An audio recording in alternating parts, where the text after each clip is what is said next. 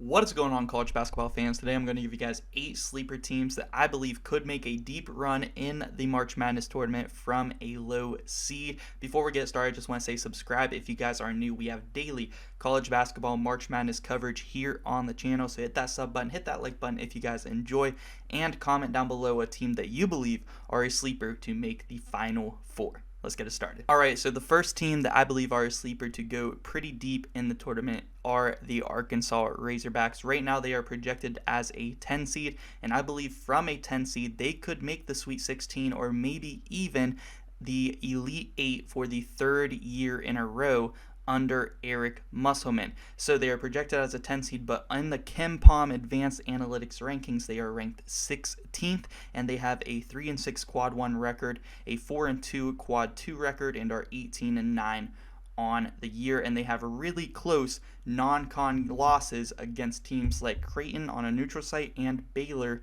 on the road. And I think that this Arkansas team has a lot of potential. They have a really good freshman guard in Anthony Black, another really good freshman guard in Nick Smith Jr., who will be returning very soon and will be playing in March Madness. They have another really good guard who has some experience in Ricky Council IV. He's an NBA guy, a two-way player, an athletic guy, a guy who can shoot. Ricky Council IV is going to be a really key player if they make a deeper run. But they also have a fourth really good guard in Devontae Davis. Devontae Davis is a really good player himself, and then they also have really good forwards. The freshman Jordan Walsh has really been stepping up as of late, and they have the Mitchell brothers who have a lot of experience playing college basketball. So I think that this team has the potential to go very far this season from their projected 10 seed. Next up, I want to talk about the UConn Huskies, because UConn has at one point been a lot of our favorites to win the championship early on this season, but ever since they got into Big East play, they've been somewhat struggling. But they are still 20-7 on the year, 6-6 against Quad 1 opponents, 3-0 against Quad 2 opponents, and their projected seed right now is sitting at around a 4 or a 5 seed. And I think from that seed, they could definitely have a path to make the Final Four, or even still win the national championship. There's not many teams on this list that I believe are sleepers to make the Final Four that I believe can also win the national championship, but UConn is one of those teams. Right now in the KenPom rankings, they are ranked 6th, and they have a very deep roster, a very good roster with a lot of size, a lot of length, some athleticism, some shooting, some defense. I mean, they have a very complete roster, and if they can get it together in March Madness, they could have championship level potential. I mean, you look at their roster, they have Adama Sanogo at the center position. They have a 7'1" freshman and Donovan Clingan off the bench as their backup center. They have really good guards on this team that includes Jordan Hawkins, Tristan Newton, Joey Calcaterra. I mean, you name it, there are many more guards on this team, and I think the X factor for this UConn team is Andre Jackson Jr. Andre Jackson Jr. is a really good point forward who can defend, rebound, pass. He does all of the little things that don't show up in the stat sheet, but if he is off, this UConn team struggles because of it, and it is very, very noticeable. So I believe he is the X factor. He could be the reason that they are a first or second round exit, but he could also be the reason that they win the championship and be the Final Four most outstanding player. The third team I want to talk about here today are the Illinois Fighting Illini. Now, Illinois, they had a really good start to the season. They have really good non-con wins over teams like UCLA and Texas, both on a neutral site court. But in Big Ten play, they have been struggling. This past week, they went 0-2 another week. So they have been struggling, but they are 17-9 still on the season. They're projected as a 6 or a 7 seed at this point. In the KenPom rankings, they are ranked 25th. And against Quad 1 opponents, they are 3-7. Against Quad 2 opponents, they are 4-2. And like I said, they have really good non-con wins this season. And I believe, given the right matchups, if I mentioned earlier an X factor in Andre Jackson Jr. Their X factor is Matt Mayer. Matt Mayer, whenever he is hot, this Illinois team is at its best. They need him and Terrence Shannon Jr. to both be on point, and they need their good bigs to play outstanding. If Coleman Hawkins is at his best, he has, triple-double potential. Illinois has potential to go decently far from the 6 or 7 seed spot. Next up, I want to talk about the Creighton Blue Jays heading back into the Big East. They have been getting hot recently, and we all saw their potential early in the year to go far during March Madness, but right now they are sitting as a projected 5 seed, but in the KenPom rankings they are ranked number 10. Against quad 1 opponents they are 4-6. Against quad 2 opponents they are 5-2, and this is a team that has one of the best starting fives in the country. Ryan Nembhard, Trey Alexander, Baylor Shireman, Arthur Kaluma, Ryan Cockburner. This is a all-star lineup in college basketball, and some of their bench pieces have been getting a little bit better throughout the season. But if this starting five can all be playing at their best, I think Creighton has Final Four potential, maybe even national championship potential from the 5 seed spot. So don't sleep on the Blue Jays just yet. They have a big matchup against Marquette tomorrow. I cannot wait to watch that game, and Creighton is a very, very hot team at the right time.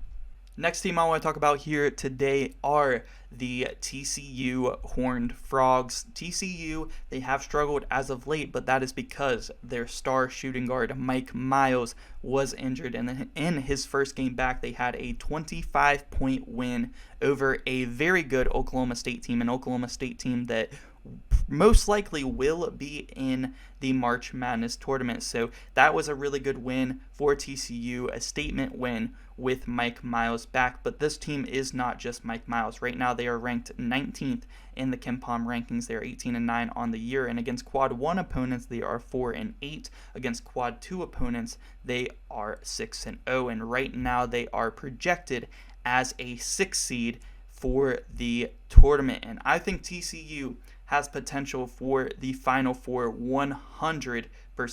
Not only do they have a really good shooting guard in Mike Miles, who is one of the best players in the country, but their point guard Damian Ball has had to step up in place of him during his injury, and also their backup guard Hada Wells has stepped up as well during that absence. And I believe that sometimes these injuries can be blessings in disguise, because your other guards will have to step up, and you may need them to step up in the March Madness tournament. I think TCU has a lot of potential to go deep this year in March and maybe make the Final Four. All right, our last 3 are all kind of long shots. I wanted to dive a little bit deeper into the meaning of sleeper. So far we've had 5, 6, 7 seeds around there. We had 1 10 seed in Arkansas. All of these last 3, the highest seed between the 3 are a projected 8 seed. So we'll start with that 8 seed or projected 8 seed in Michigan State. I think Michigan State definitely has potential to go pretty far in March. They have a really good quad 1 record, which is 6-8. They're 16-10 on the year. Their KenPom ranking is 35, so that's not so great, but they are projected around an 8 seed for March Madness, and never doubt Tom Izzo in March Madness. In an 8-9 matchup, it is usually a 50-50 matchup. I would trust Tom Izzo 100%. They have a really solid team when Tyson Walker, Malik Hall had an injury there for a while. He's back in the mix. And also Joey Hauser, who is a huge piece for this team. Now for Michigan State to make a deep run from an 8 seed spot, make the Sweet 16, maybe even the Elite 8,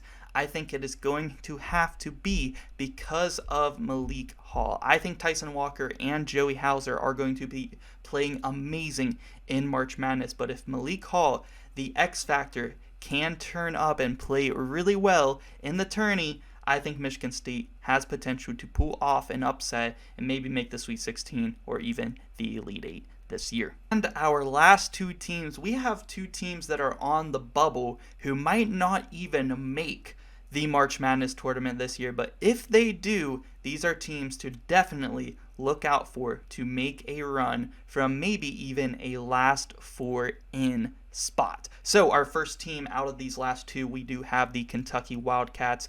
Right now they are ranked 33 in the KenPom rankings, 18-9 on the year. Quad 1 record is 4-7, and their Quad 2 record is 5-1, and projected as around a 10 or an 11 seed right now. So Kentucky, I think that they have a lot of potential. They still have Oscar Tshiebwe, who is one of the best players in the country. I kind of think that this roster that they have put together this season might be better on paper than the season that they had last year, which they finished as a 2 seed. Even though they lost first round, they still had a really good regular season. So I kind of think that this team might be better on paper, and they are starting to mesh as of late. A 2-0 week this week against Mississippi State and Tennessee, completed the sweep over the Volunteers this season. I believe Kentucky could be a sleeper from maybe a 10 or an 11 seed to go far in March Madness. We've seen Blue Bloods in recent memory be able to make a run from a low seed. Last year we had North Carolina as an 8 seed make it all the way to the national championship. A few years ago we had UCLA from an 11 seed make it to the Final Four. So we have seen these happen before, and I think Kentucky could be a team that could do that this season. And the last team I want to talk about, a team that is on the bubble, might not be in the field of 68 at this point, but a little bit biased here to talk about this last team. It is the West Virginia Mountaineers. Now, it is a little bit biased because this is my favorite team, so you could take this for what you will, but I do have the numbers that back this up. Right now, West Virginia is ranked 26th in the KenPom rankings. Now, 26th in the KenPom rankings for being a team that might not even be in the field at this point is pretty good, and they have a 15-12 record on the year, but their Quad 1 record is 5-11, so they have played in 16 Quad 1 games this season, and their Quad 2 record is 3-1, so all of their losses have come from either Quad 1 or Quad 2, 11 of their 12 coming from Quad 1, and their projected seed right now is probably just on the outside as one of the last few out of the field. But if they can sneak into the tournament, I could see West Virginia being a sleeper team to maybe make the Sweet 16. So let me know what you guys think, and let me know if there is a team that I missed that you think could be a sleeper to make the Final Four or make a deep run this year in the March Madness tournament. And make sure you guys subscribe if you guys are new, because we have daily